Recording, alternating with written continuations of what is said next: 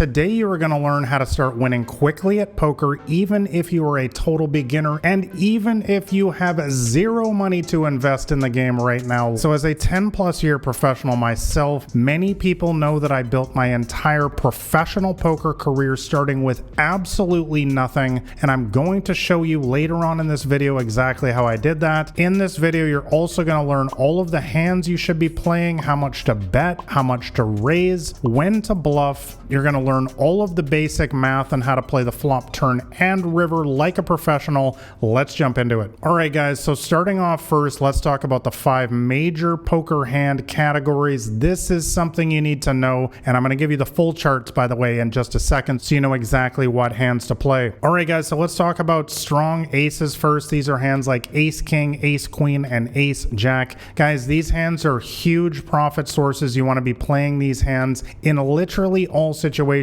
And by the way, you always want to be raising when you enter the pot with these hands, or re-raising, and I'm going to talk about that later on as well. I'm going to tell you exactly how much to raise it or re-raise it depending on the situation. Let's move on to number 16 now, pocket pairs. So guys, you need to understand that most of your winnings in poker are going to come from hands like pocket threes, pocket sevens, pocket aces. Basically, any 2 cards of the same rank is called a pocket pair in poker. Now, hands like pocket aces, of course, that's the best hand in the game. These hands, it goes without saying, you're going to win a boatload over the long run with these hands. I know you get a bad beat once in a while, and I'm going to cover that later on as well, but most of the time you're going to win enormous pots with hands like pocket aces, pocket kings. However, a lot of people sleep on the smaller pocket pairs, especially the mid pocket pairs like a pocket sevens. Guys, you need to understand that most of the time these hands can win a decent sized pot on their own unimproved. We'll have examples of that coming up later. And for the baby pocket pairs like pocket threes, pocket deuces, I have made a literal career out of set mining with these hands. That is the art of catching another one of those cards on the flop, which is called a set, and winning massive pots versus the fish. And I'll show you an example of that later on as well. Let's move on to broadways now. And guys, I call these the Swiss Army knife type hands because you can play them in all situations. A Broadway hand is just any 2 cards that are 10 and above. So for example, the king queen, king jack, or queen jack. Guys, these hands can make an excellent top pair. You can also make multiple straights with all of these hands. So these are perfect hands to play in nearly all situations in a cash game or tournament. Let's move on to suited connectors now. So these are hands like 7-8 of hearts, 8-9 of clubs, or 9-10 of diamonds. Guys, these are some of my absolute favorite hands to play in the entire game because these hands have excellent straight and flush potential. You can also make a very well hidden trips. If the flop, for example, comes with a king 8-8 and you have 7-8 of hearts here, they're never going to put you on that 8, and if they have a king, you're going to win a big pot. Finally, guys, you never want to sleep on your suited aces. These are hands like ace deuce of hearts, ace 4 of clubs, or ace 9 of diamonds. I should mention that the suits don't actually matter. If it's ace 9 of hearts, ace 9 of clubs, ace 9 of spades, they're all the same. They're all great. The reason why is because these hands can make the nut flush. And what I mean by that is if you can catch 3 additional cards of the same suit. So for example, you got the ace deuce of hearts. If you catch 3 more hearts on the flop, turn, and river, which we're going to talk about in a sec, you will make a flush, and you will also furthermore have the best flush possible. That's called the nut flush, and that is because you have the ace in your hands. So if anyone has a worse flush, you're literally going to win all of their money. So guys, these hands can also make straights, and of course these hands can also make the best top pair because you have an ace in your hand. So it's kind of like what's not to like. You want to be playing your suited aces in nearly all situations. All right, guys, moving on to number 12 here, and let me give you the exact charts now. You want to memorize these charts. These are the hands you should be playing in a 6-player poker game or a 9-player game. These charts, by the way, are included in my free poker cheat sheet, and I will leave a link to that in the description below if you want to download these for yourself and refer to these on your own later. But basically, guys, any hands in the red boxes on your screen there are the hands that I would suggest playing, and we just talked about literally all of these hand categories. So in a 6-player game, I suggest playing the top 20% of your hands and the top 15% of your hands in a 9-player game. And now a lot of people ask me, Nathan, why the discrepancy here? The reason why, guys, is because in a 6-player poker game, there are less players at the table, so you want to get more involved in the action. Less players means lower chance that somebody actually has anything. But in a 9-player poker game, which I know a lot of you guys play, especially if you play live poker, when there are more players at the table, the odds simply go up that somebody has something good, and therefore you need to have stronger starting hand selection standards in order to increase your mathematical odds of having the best hand. So guys, memorize these charts. This is good for beginners. This will give you a rough rule of thumb which hands to play. Once again, as you can see on your screen, we're looking at pretty much all pocket pairs in both games, nearly all broadways, a lot of suited aces, suited connectors, all of the strong aces, all of the hands we just talked about. All right, guys, let's talk about number 11 now, starting with 0. How would you actually do this as a poker beginner? Don't you need to have some money to actually start your poker career these days? Well, guys, I started with absolutely nothing around 20 years ago in this game, and I built an entire career, especially playing online poker. That is me recently playing some online poker from the beach, because the beautiful thing about online poker is you can play it literally anywhere. So guys, how did I start with 0? Well, guys, it's actually kind of embarrassing. I started by selling play chips, play money on the internet. These are the free games that literally all online poker sites offer to this day. You can literally log in. They will give you 1,000 free chips, which have absolutely no money at all, and you can start playing badly in most cases, as most people do in the play money games. But by using a lot of the simple tips in this video that I'm teaching you, I was able to amass millions eventually of these free play chips, and I found a website online, I don't even know if it exists anymore, where I could literally sell these play chips for a little bit of real money. I think I remember selling about 5 million of my fake money chips. I was ready to quit the game because I wasn't paying my rent with these fake chips, but somebody offered me $60 for all 5 million of these free chips, so I sent those off to them, and that initial $60 funded my entire professional poker career. But guys, there's other ways to do this. You can start with free rolls these days, and what a free roll is a free poker tournament that almost every online poker site offers these days, where basically they put you in a tournament for free, and if you wind up winning the tournament or making the final table, you will win some small monetary prize. Now guys, I do need to warn you, both of these methods that I just discussed do take a long time. I would not actually suggest either of them if you have any amount of disposable income. I would suggest just depositing $20 or $50 and starting, of course, at the very lowest stakes. You can literally play for $2 on the internet, guys. Do not start in the $50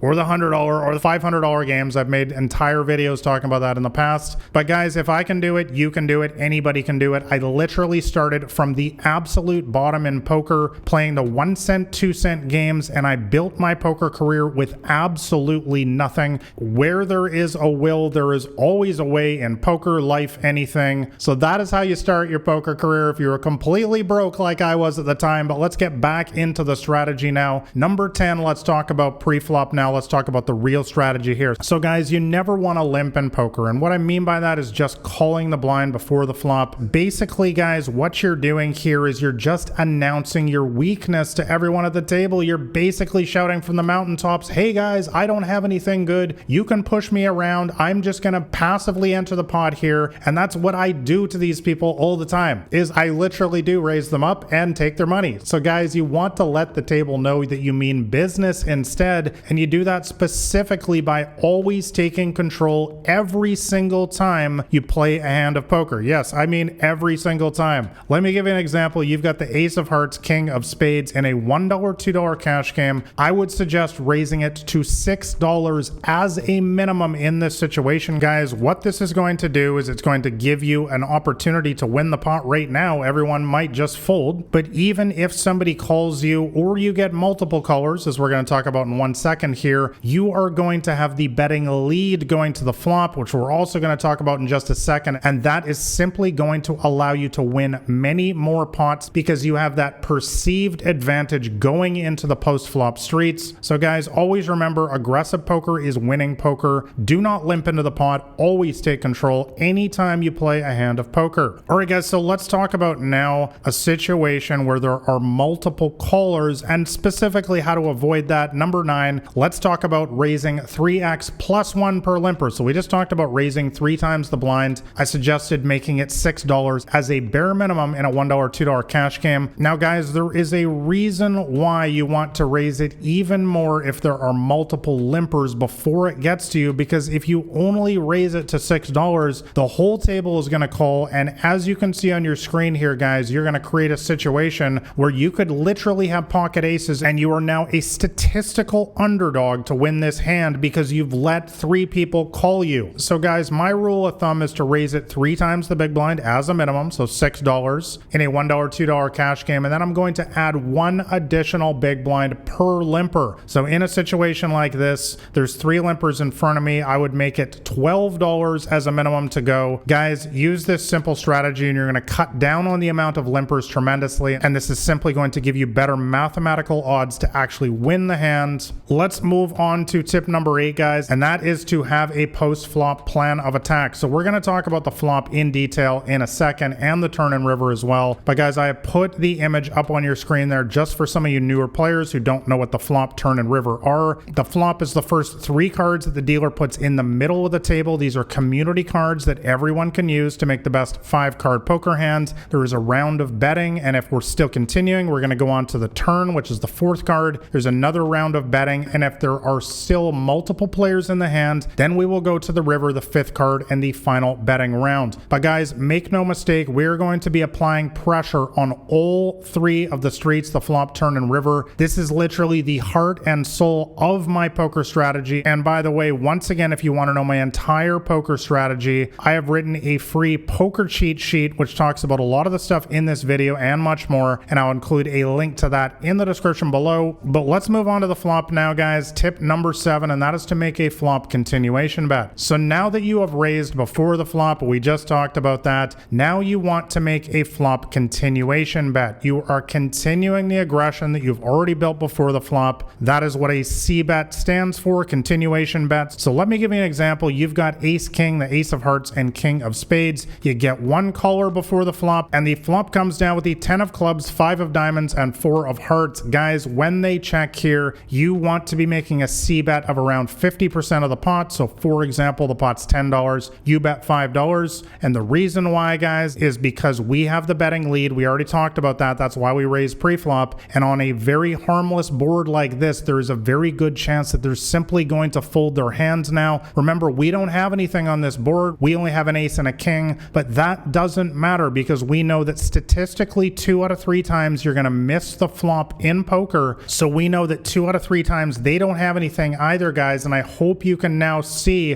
why raising before the flop is so absolutely crucial to your winning results at the poker table, because it's going to allow you to win so many more pots like this when nobody has anything, because you have the perceived advantage in the hand. They're putting you on a big hand, and if they just have nothing in a situation like this, or even sometimes a bottom pair, which we are actually behind, they will often just fold their hand here, which is a massive win for us. All right, guys, tip number 6 now. Let's talk about what to do if you get raised. So as you guys know, they're not always going to fold when we make our bet on the flop, so we need a robust strategy to continue on when they raise us or call us. So guys, bottom line here, rough rule of thumb, if you have nothing and they raise you on the flop, just fold. There's really nothing more to say. We don't want to be getting all fancy, especially in low limit games. This is something that I talk about in these videos all the time. This is one of the biggest things that holds people back in today's games. So same example as before, you've got ace king, flop comes down with the 10-5-4, you bet, they raise.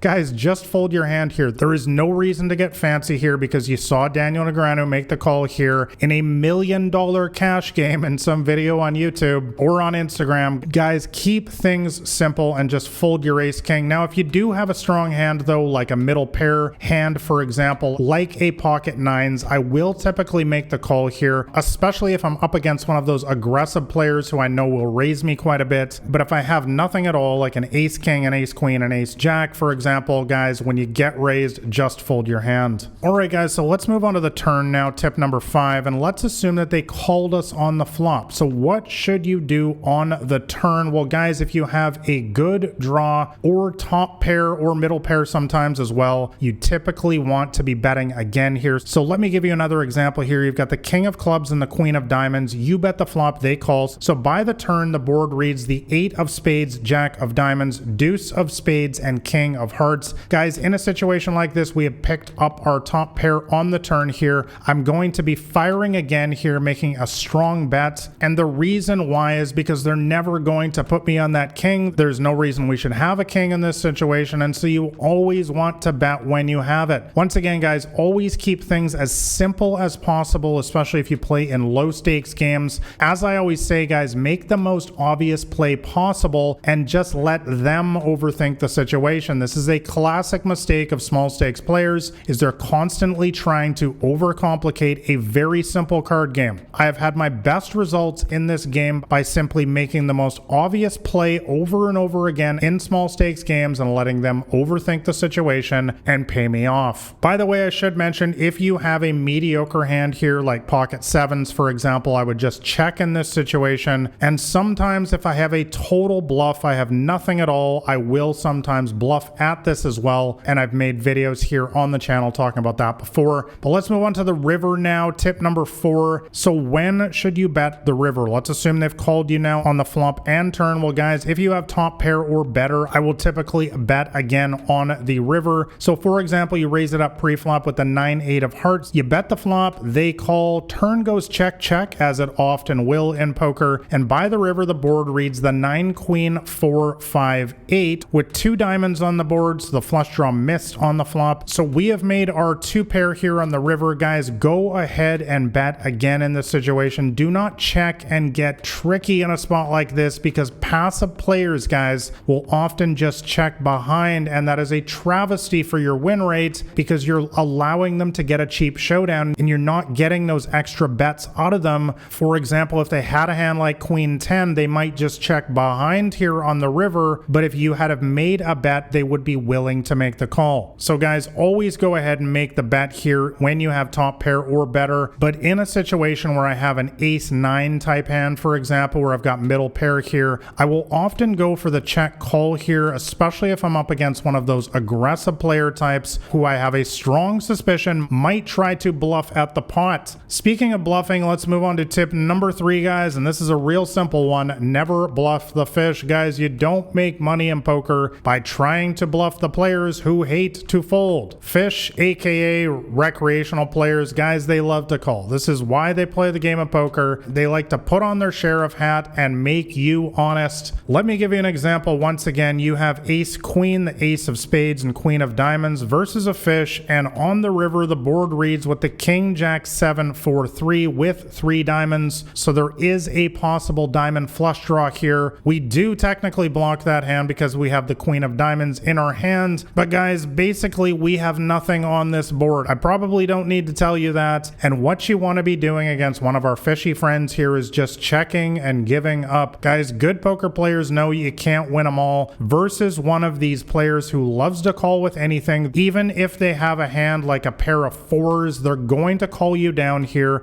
because that's what they do. And this is going to wind up with 2 scenarios, both of which are very bad for you. Number 1, you're going to lose the pot, of course, because we don't have anything. We can't even beat a pair of 4s here. But more importantly, guys, when they call you down the whole way with a hand like a pair of 4s, it's going to frustrate you. It's going to put you on tilt as well, which might cause you to play worse in future hands and lose even more. And we're going to talk about that in 1 second. All right, guys, moving on to my runner-up tip number 2 now, and that is to know your basic pot odds. So let's talk about some basic math now, just so I don't leave that out in this video. Guys, if they bet half pot or less and you got a draw, call. That is basically the rough rule of thumb you guys need to know. And the reason why is because you will be getting 3-to-1 pot odds in a situation like that. Guys, pot odds are just a fancy mathematical formula that we use in poker to give ourselves the right price in order to chase our draws. So what you need to know, if there's $100, for example, in the pot and they bet 50, and now we have $50 to call, 150 divided by 50 for all you math majors out there